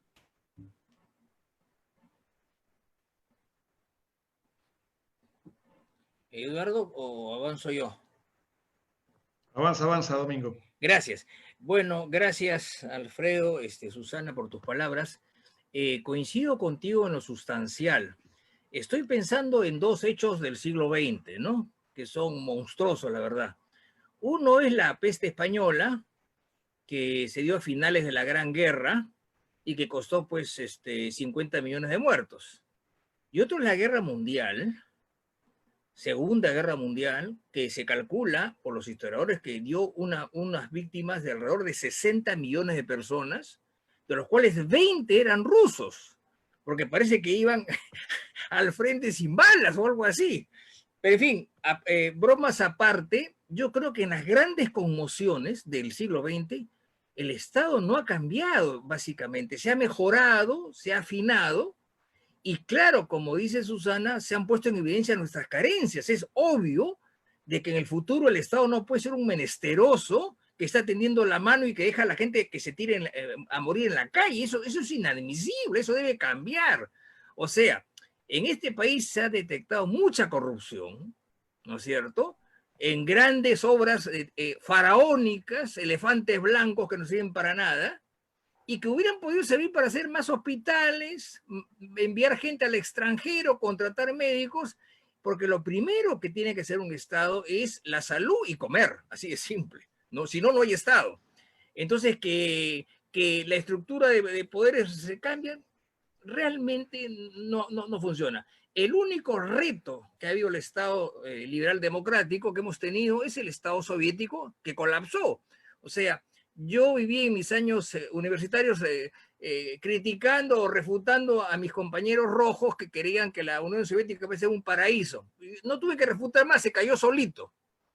Y me recuerdo que una historiadora norteamericana, una periodista norteamericana cuyo nombre no recuerdo en este momento, escribió en una columna del New York Times que llegó traducido y que decía, nunca habíamos visto cómo un imperio había desaparecido tan rápido en 70 años.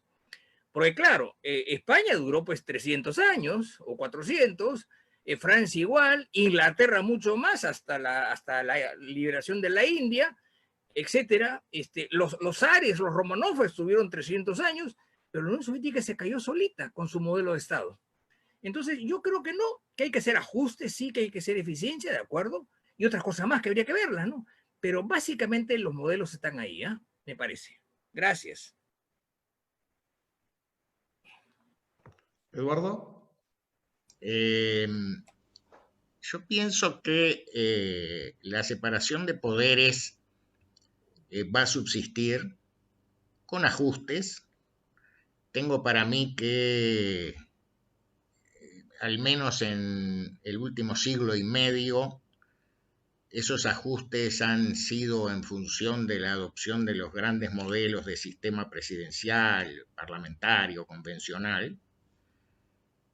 creo que esta situación que se ha planteado va a mejorar lo relativo al control. Yo recuerdo que en una obra que escribí hace unos 40 años, ensayaba en un capítulo bajo el título Control, lo que me parecía entonces era la perspectiva del derecho constitucional del futuro, y me reafirmo en eso, en función de que todo esto puede permitir en algunos estados advertir desvíos, pero creo que la esencia del sistema de separación de poderes va a subsistir con matices.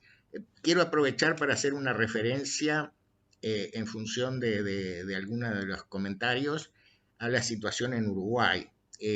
Uruguay tiene camas de CTI en un número que superan abiertamente las que tenían estados como España, Italia y Francia. Es decir, tiene un porcentaje de camas de CTI que está ubicado entre los propios del primer mundo. Y de ese punto de vista, los riesgos, como lo que decía Domingo, de no tener lugar, disminuyen. Pero justamente la política del gobierno busca que ahora que comienza el cambio de estación, no haya, por impacto de las enfermedades estacionales, que no haya una saturación. Algo que no es menor. Están postergadas intervenciones quirúrgicas coordinadas, lo cual genera, en teoría, grave afectación de derechos.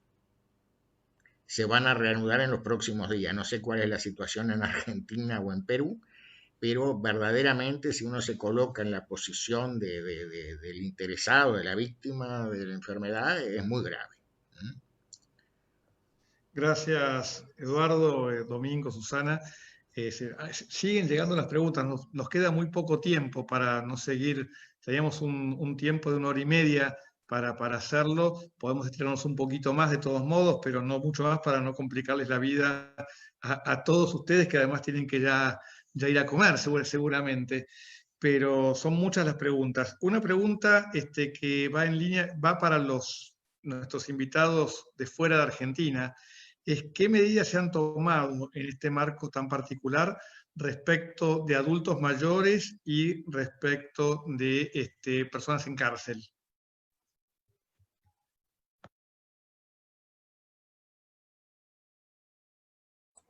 Eduardo, o empiezo yo, como quieras. Ya. Bueno, muy buena pregunta, la verdad. Lo de las cárceles, ya dije, pues, que hay en primer lugar, que ha habido motines en 3 cárceles importantes, ¿no? Una en Lima y otras en provincias. En segundo lugar, de que hay 35.000, o sea, un 40% de presos con prisión preventiva que podrían estar en su casa. No tienen ni sentencia, ni acusación fiscal muchas veces. Y por otro, que hay un 5 o 6% de infectados en lugares cerrados, que son peligrosos porque la transmisión es mucho más grave.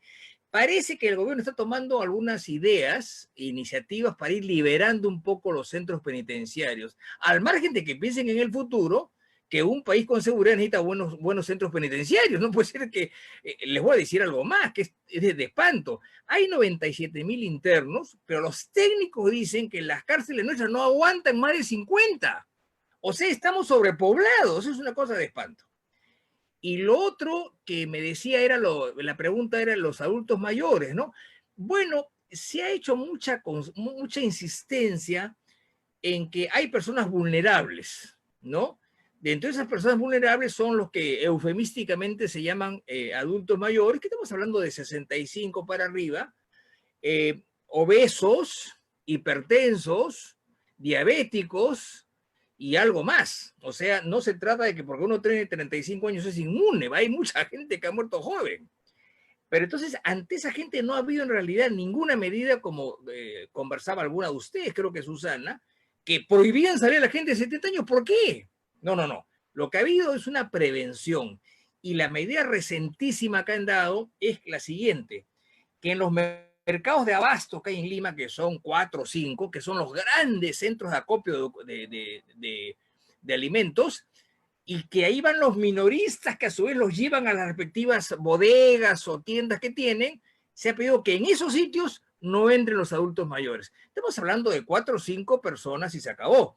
La que está diciendo lo que se debería hacer es permitir al adulto mayor que de repente es único, no tiene familia, a que entre debidamente resguardado. Esa es una posibilidad. Pero eso no afecta al común de los mortales realmente. Debe afectar, yo creo, a muy poca gente. Eso es un poco el panorama. Gracias, Alfredo.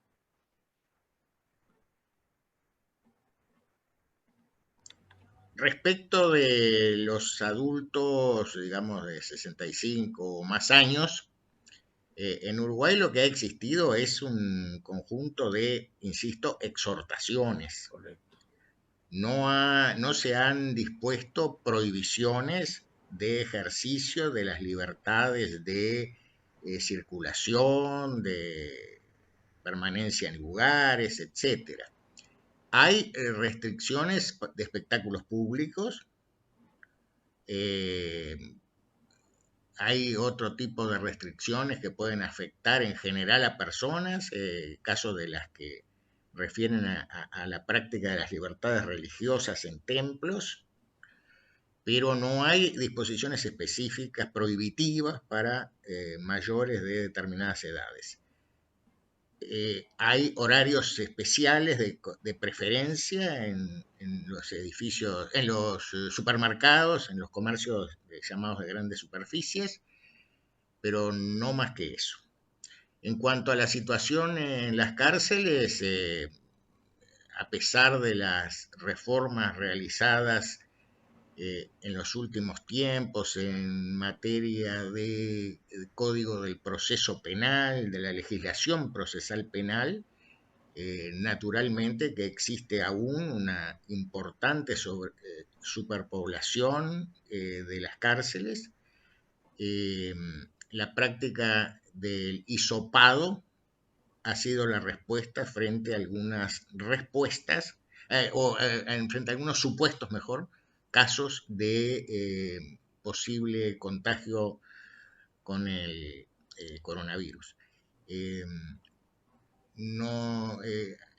Se han tomado medidas, digamos, de orden administrativo tratando de descomprimir esa situación.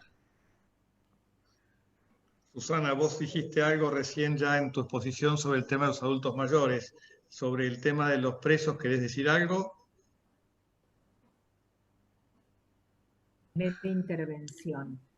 Yo no dudo que lo primero es la salud y también coincido en las irregularidades que también se dan en el sistema penitenciario argentino con las preventivas sin condena, con la superpoblación, con el estado miserable de los institutos, con la absoluta omisión en tener en cuenta, no sé, a lo largo de 40 años, desde la reinstalación del sistema democrático, la posibilidad de distinguir por distintos tipos de delitos, por ejemplo.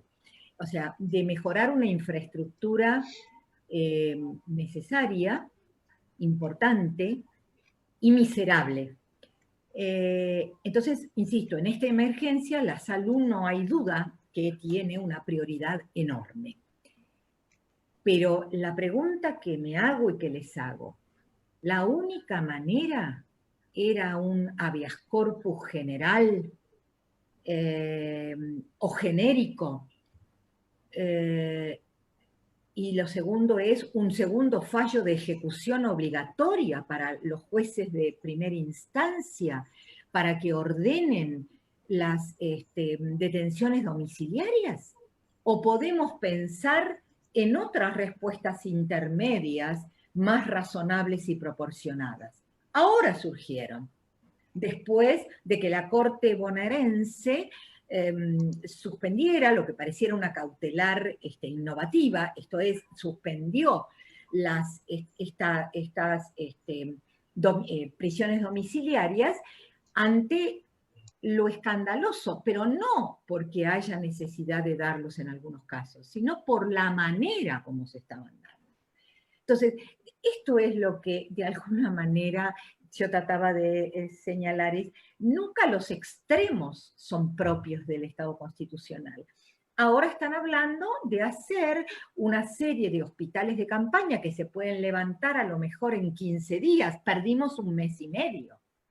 O ocupar edificios o los cuarteles, estoy pensando en voz alta, digamos, ¿no? O sea, en realidad lo que estoy pensando es en gestión.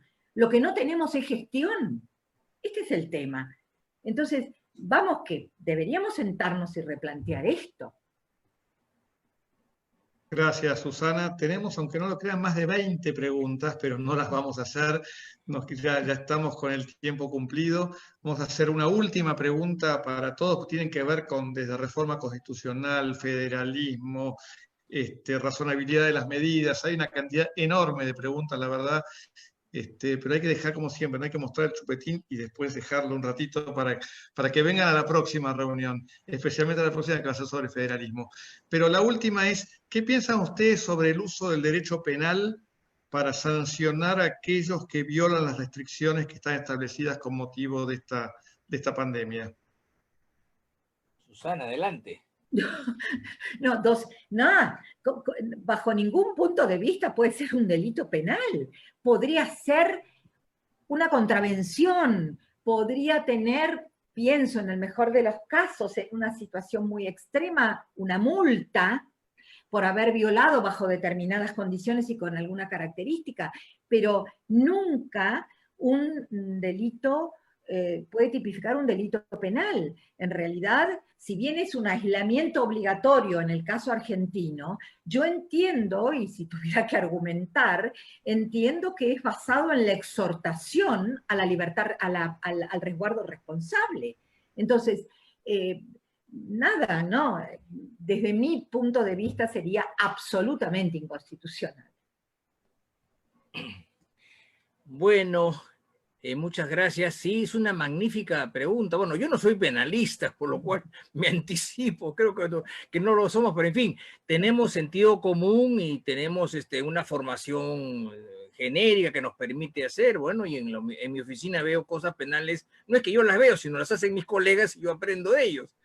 Bueno, yo no creo que sea delito, porque aún más las medidas restrictivas, por lo menos en el Perú, son reglamentadas por decretos supremos, no son por leyes. Los delitos necesitan ser establecidos por leyes. Entonces yo creo que sería, en el peor de los casos, una sanción administrativa, que dicho ese paso va contra el propio interesado. Pero sí podría acotar algo que yo tengo muy claro, ¿no? Y es que he visto en algunas zonas de Lima, y entiendo que también en el norte, en la zona norte, Piura, cerca del Ecuador, en fin, esos departamentos, ha habido tales cantidad de problemas que a veces la gente se ha enardecido y ha tirado piedras a la policía y los ha agredido.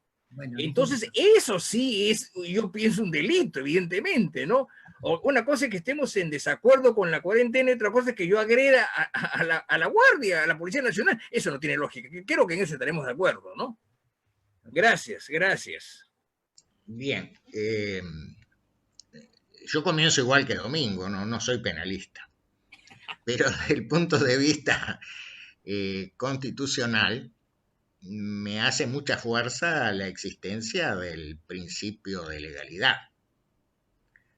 Yo reviso la Constitución uruguaya, hago lo propio con los tratados internacionales en materia de derechos humanos que la República ha ratificado, y me encuentro que las restricciones necesitan un acto jurídico con forma de ley, una ley.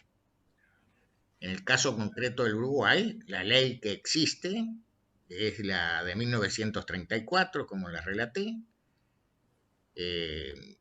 Se podría decir de dudosa vigencia o de dudosa constitucionalidad, según que se maneje la posibilidad de que cualquier juez declare la derogación por oposición superveniente con las constituciones posteriores, artículo 329 de la Constitución uruguaya, o que sea necesario solicitar una declaración de inconstitucionalidad en el caso Uruguay ante la Suprema Corte de Justicia. Dudosa constitucionalidad. pero no se pueden establecer delitos por decreto. Entonces, la única alternativa que se ha manejado, en base precisamente al principio de legalidad y sus especificidades en materia penal, es que pueda en algún caso incurrirse en delito de desacato. Algo que me gustaría decir, a pesar de que provengo de un Estado unitario. El derecho uruguayo consagra una fuerte descentralización territorial en favor de los gobiernos departamentales.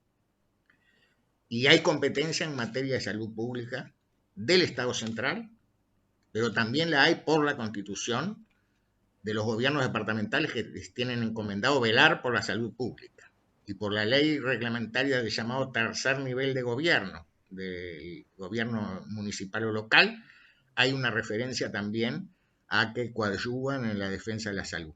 Esto se puso de manifiesto, y voy a lo de las multas, se puso de manifiesto con la práctica del surf en las costas oceánicas del departamento de Rocha, aprovechando las, entre comillas, vacaciones que daba la exhortación a permanecer en sus casas. Lo que se aplicó en esos casos fueron multas por parte del gobierno departamental respectivo, y se puso algún caso de reincidencia en conocimiento del fiscal competente a efecto de que examine si puede haber un delito de desacato por desobediencia, pero a la advertencia, simplemente. Ese es más o menos el esquema en el Uruguay, con la brevedad que nos da el tiempo disponible, ¿no? Bueno, muchísimas gracias. Esto viene a cuenta de que en Argentina han existido ya algunos casos de procesamiento penal y hasta alguna condena en primera instancia por violación de la cuarentena por aplicación de los delitos contra la salud pública genérica, motivo de bastante debate. Bueno, la dejo a Gabriela para hacer el cierre ya. Quedan 20 preguntas, aunque ustedes no lo quieran, así que quedarán para otra vuelta. La dejo a Gabriela. Seguro. Bueno, una jornada excelente, realmente un encuentro riquísimo, tener las experiencias de Perú, de Uruguay, y tener de la mano de Susana el comentario de lo que ocurre en la Argentina. Realmente se demuestra el interés porque los participantes han preguntado y a través del chat han felicitado a los expositores. Realmente ha sido un lujo para Mendoza tenerlos a ustedes tres. El agradecimiento especial desde Mendoza al apoyo de la Facultad de Derecho de la Universidad Nacional de Cuyo, de la Facultad de Ciencias Jurídicas y Sociales de la Universidad de Mendoza, por supuesto el Instituto Argentino de Estudios Constitucionales y Políticos, creado hace más de 30 años por Dardo Pérez Guilú, Dardo que ha sido y que todos ustedes lo tienen muy en la memoria porque ha sido amigo de cada uno de ustedes. Realmente estaría hoy orgulloso de ver cómo a través de este medio estamos siempre en contacto. Para terminar, bueno, el agradecimiento especial a Domingo desde Perú, a Eduardo desde Uruguay, y un agradecimiento doble a Susana. ¿Por qué doble? Porque Susana hubiese venido a Mendoza en abril y ahora también está acá. O sea que Susana, por partida doble, era la figura que iba a estar bajo cualquier concepto. Así que muchas gracias, Susana, por partida doble. Gracias a usted. Bueno, acuérdense, la convocatoria para el 20 de mayo va a ser también a partir de Zoom. Gracias Alfredo Vítolo por permitirnos utilizar esta herramienta. Van a recibir el flyer y van a poder ingresar y van a poder inscribirse. Los invitamos especialmente a Domingo y a Eduardo para que sigan acompañándonos en el encuentro del 20 de mayo, por supuesto Susana. Recuerden que el 20 de mayo vamos a tener la exposición de las distintas provincias argentinas y las respuestas dadas en una comparación con las decisiones del gobierno nacional. También les queremos decir que esta jornada, este encuentro, está grabado y va a ser subido a la página de Facebook de FESIC, y también va a estar en las páginas de la Universidad Nacional de Cuyo, de la Universidad de Mendoza. Seguramente Cecilia hará las gestiones en la UCA para que también lo suban en la página de la UCA, así que vamos a tener la posibilidad de volver a chequear, a escuchar, a aprender de las exposiciones de hoy. Así que nos veremos, Dios mediante, el 20 de mayo. Muchísimas gracias a todos los que han participado. Cecilia, como siempre, un gusto seguir en el camino de estos intercambios y seguir sumando amigos a lo largo de la Argentina y también de Latinoamérica. Alfredo, muchísimas gracias por poner a disposición la herramienta del Zoom. Bueno, gracias a todos, y lo único más, le pedimos a los que estuvieron como expositores que se queden 2 minutitos más en línea, ¿eh? Gracias. Hasta luego a todos.